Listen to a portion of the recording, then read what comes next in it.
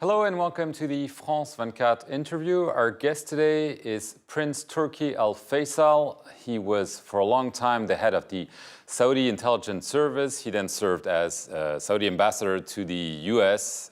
He also served as ambassador to the UK. Welcome to the show. Thank you very much. It's a pleasure to be back with you.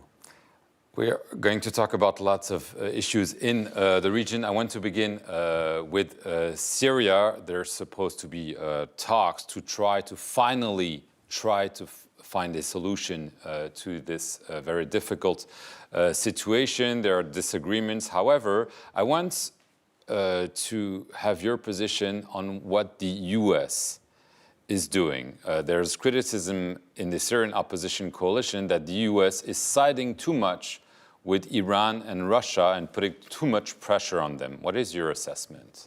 Well, first of all, let me say that the situation in Syria, and I'm not speaking for the government, by the way, I'm a private citizen, is a tragedy.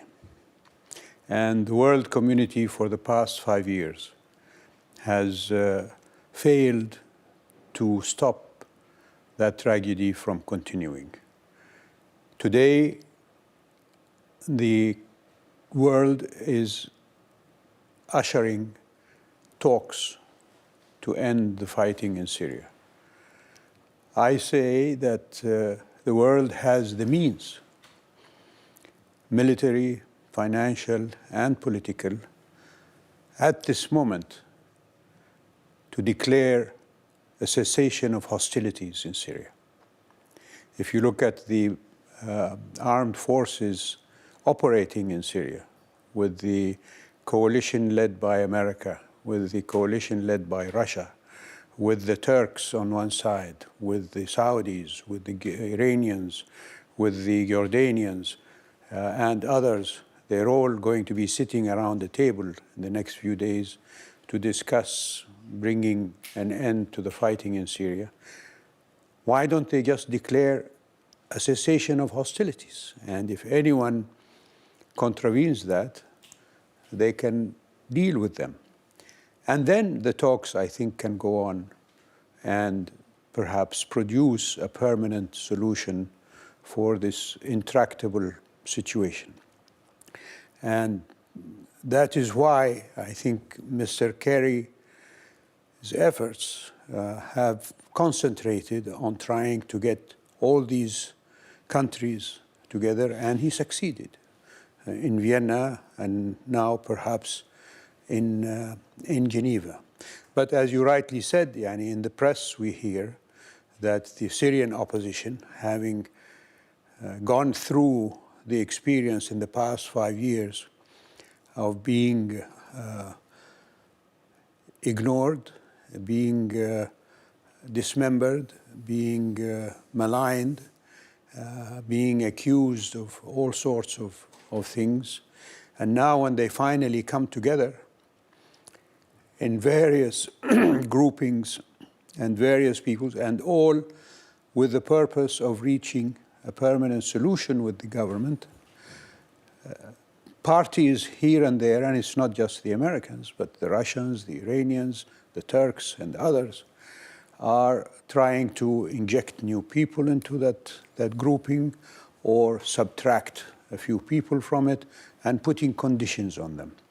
My personal view is that having met in Riyadh and brought together this vast array of opposition, which is definitely not terrorist, they should be left to their own devices. Are you saying that the West, and especially the United States, is not fulfilling its promises with the opposition, that in a way they're betraying them by telling them you need to do more and more and more every time? You're using words that I would not use. What would you use? Betrayal and other such. I am not in the loop of discussions taking place between either America and the opposition or any other parties with the opposition. But what I see in the press is that the opposition is complaining, that people are interfering. And you understand their complaints? I can definitely understand it, because after all, they are the ones who are representing the Syrian people. And they should be the ones who decide for themselves what Syria should be like. Everybody is talking about letting the Syrian people decide. Well, it's not they should leave them alone. But it seems, from your observations, and you know the region very well and the players very well, that now Bashar al Assad will stay. I hope not. In my view, Bashar al Assad is the biggest terrorist. And but that's not the view of the US and the West anymore. I'm just telling you what my view is. And inasmuch as the so-called Islamic State, and I prefer to call them, as you know, fahish, because fahish means obscene in Arabic, and the other terrorist groups are kept from the table, I think Bashar al-Assad equally should be kept from the table, because look at how many people he has killed in Syria. 250,000, and the numbers keep climbing. And comparing on an equal standard, that's thousands more than what's happening.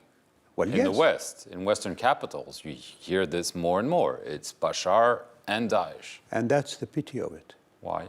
Because, you know, Bashar is, if he is going to stay in a responsible position in this, it means that we have given up our principles of not allowing terrorists to participate in these talks. And he is the biggest terrorist.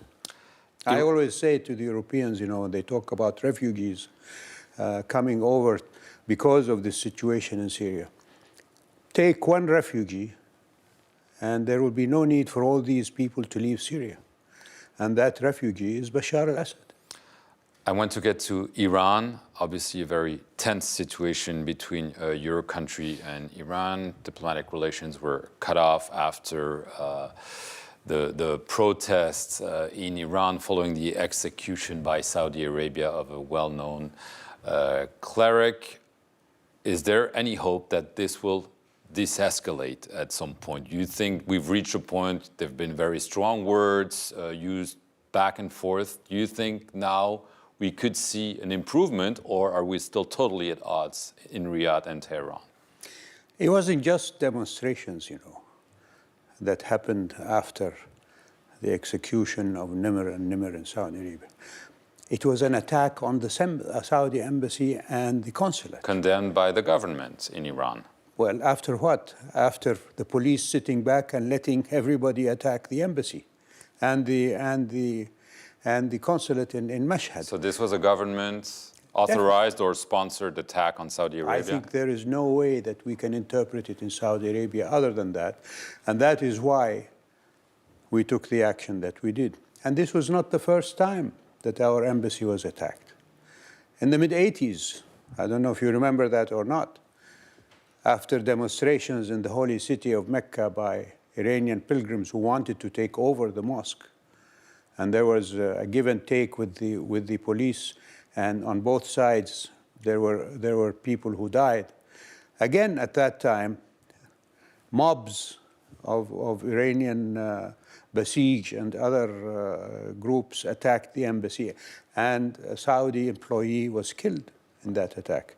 This was in the mid-80s. Right, but so now we've reached really... And at that time as well, relations were broken between us and Iran. It took several years for relations to return. Will it take several years? Well, I hope not. But Iran has to change its course. But that's what they're doing. They signed a nuclear deal. We see sanctions being lifted. Is the West naive vis-à-vis Iran? They're signing a nuclear deal, which may be good. Still have to wait 15 years to see if they're sincere in implementing the rest of it at the end of that time. But in the meantime, the deputy commander of the IRGC has announced that they have 200,000 soldiers throughout the Arab world. In Syria, I don't know how many they have. In Lebanon, I don't know how many. In Iraq, I don't know how many they have. They're interfering in Iran, they're interfering in Bahrain, they're interfering in Yemen. That has not changed because of the nuclear deal. You think they're seeking a war with Saudi Arabia? I hope not. And if so? I hope not, because it's not going to be to anybody's benefit. Yemen, very quickly, quagmire? I don't think so. Many people think so. Well, each person has his own view. My view is that if the coalition that is operating to support the legitimate government in Yemen did not interfere when it did, that the situation will be much worse. After all, don't forget that the Houthis and the former president Ali Abdullah Saleh, and they were enemies at one time, if you remember before that, joined forces, and they militarily took over the reins of government from the legitimate government in Sana'a. So it was a good decision by Saudi Arabia? I think so. It was a necessary decision. Last question. There is some criticism, apparently even inside Saudi Arabia, outside Saudi Arabia, that the king, the crown prince, the deputy crown prince, some people are saying they're very aggressive in their foreign policy. There's no real supervision. They're rash, they're irrational.